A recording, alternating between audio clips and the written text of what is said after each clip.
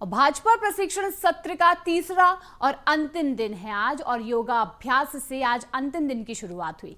तीसरे दिन का कार्यक्रम राष्ट्रीय संगठन महामंत्री वीएल संतोष ने यहां पर योगा किया।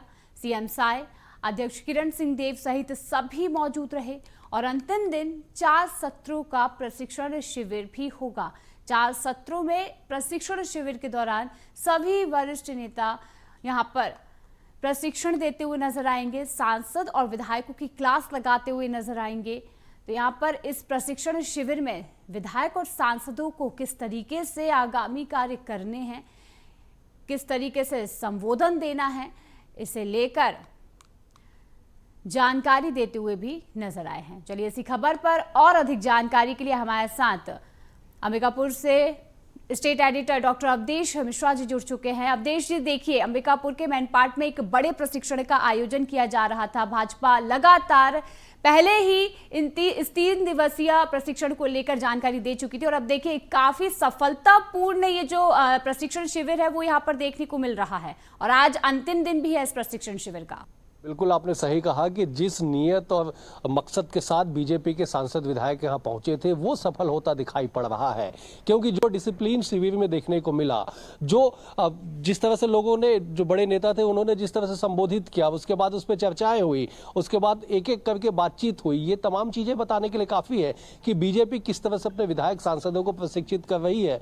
चाहे वो पहली बार का विधायक हो या फिर छत्तीसगढ़ में 8 बार का विधायक रहा हो या फिर मौजूदा वरिष्ठ सांसद ही क्यों ना हो, सारे लोगों को, चाहे मंत्री हो चाहे खुद मुख्यमंत्री क्यों ना हो, सबको बैठा के प्रशिक्षण दिया जाना, सत्ता संगठन के बेहतर तालमेल के साथ कैसे आगे बढ़ाया जाना, कैसे जो लोक व्यवहार है वो किया जाना, तमाम चीजों को लेकर विस्तार से समझाया गया। विस्तार से 2 दिनों तक जानकारी दी गई। आज शिविर का अंतिम दिन है, आज समापन होगा। लगभग शाम 5 बजे का वक्त है जब आज तीसरे दिन का शिविर जो है वो समाप्त होगा। वीएल संतोष जो राष्ट्रीय महामंत्री है वो पहुंचे हुए हैं। कल देर शाम को ही वो मैनपाट पहुंच चुके हैं। उन्होंने देर रात में कल जो शिविर स्थल है उसका जायजा भी लिया, जो प्रदर्शनी लगाई गई वहां भी वो गए और आज जो है उनके संबोधन के साथ ही जो है ये पूरे 3 दिवसीय जो प्रशिक्षण शिविर है उसका समापन होगा। हमारे साथ सुमित मौजूद है।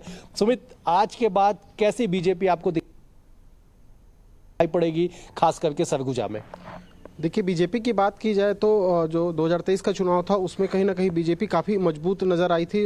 यही वजह है कि सांसद सहित जो 14 सीटें हैं वो बीजेपी की झोली में थी। लेकिन इस शिविर के बाद ये तो तय है कि जिस तरह से सत्ता और संगठन की जो यहाँ पे खींचातानी देखने को मिलती थी, नोकझोंक देखने को मिलती थी, वो कहीं ना कहीं एक बीजेपी सरगुजा में खासकर संतुलन बना लेगी। चूंकि 14 की 14 इसको सीट लाने का प्रयास करेगी तो जाहिर सी बात है सरगुजा को इसीलिए चुना गया कि कहीं ना कहीं सत्ता का एक द्वार माना जाता है। यदि 14 की सीट फिर आती है तो एक बार फिर बीजेपी इस बैठक, इस प्रशिक्षण के दम पे कहीं ना कहीं आने वाले चुनाव में फिर से बेहतर काम करके दिखाएगी। बिल्कुल, देखिए सबसे बड़ी बात यह है कि जिस तरह से पिछले 1.5 साल में जब से बीजेपी सत्ता में लौटी है छत्तीसगढ़ में, तब से सत्ता और संगठन के बीच कई खींचतान की खबरें सामने आई।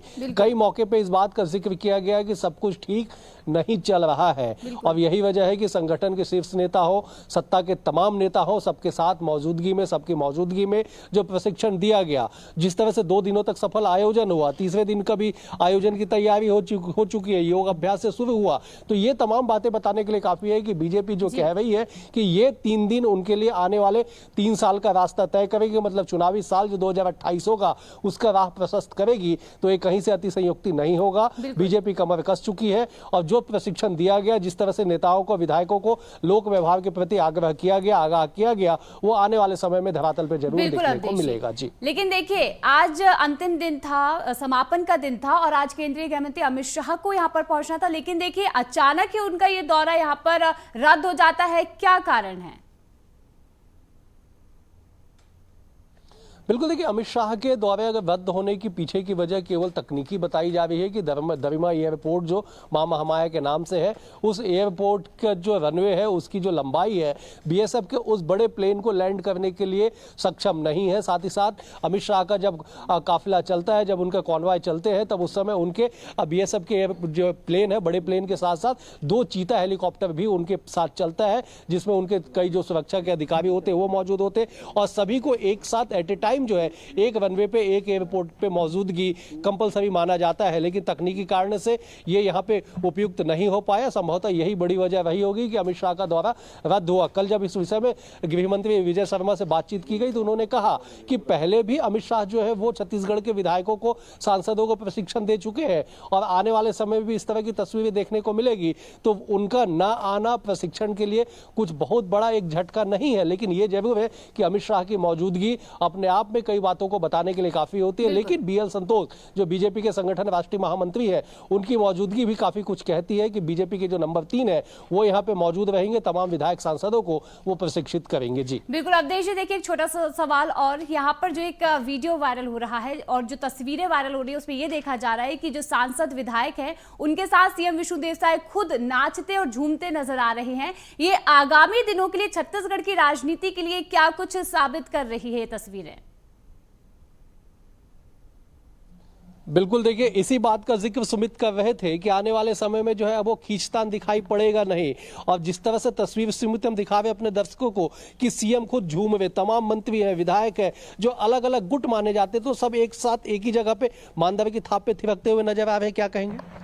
देखिए, कभी सरगुजा को कांग्रेस का गढ़ कहा जाता था कि ये कांग्रेस का ऐसा गढ़ है जिसे कभी भाजपा भेद नहीं पाएगी। लेकिन अब परिस्थितियां पूरी उलट हो चुकी हैं। जो परिणाम आए और जो अब नतीजे मैन पार्ट में दिख रहे हैं, जिस तरह से बीजेपी के विधायक हो, सांसद हो, खुद सीएम हो, वो जब यदि थिरक रहे हैं मानदर के थाप पे, तो कहीं ना कहीं बीजेपी अब पूरी तरीके से सरगुजा में मजबूत हो चुकी है। ऐसे में जाहिर सी बात है कि आने वाले भविष्य में बीजेपी के लिए ये अच्छे संकेत है। बिल्कुल, देखिए ये निश्चित तौर पे अच्छे संकेत है, क्योंकि जिस तरह से तस्वीरें दिखाई पड़ रही है उस तस्वीरों का अगर विश्लेषण किया जाए तो बताने के लिए काफी है कि जो अलग अलग धुरियां सत्ता के भीतर मानी जाती थी वो तमाम धुरियां एक ही कैमरे के सामने, एक ही गाने पे, एक ही धुन पे थिरकते हुए नजर आ रही है।